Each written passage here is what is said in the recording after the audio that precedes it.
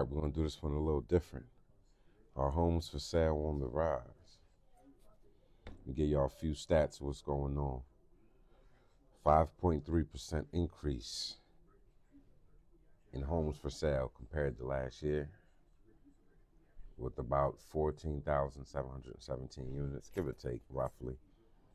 Homes, they spent 46 days on the market, which is about 3 days more than last year, meaning they're not selling as fast.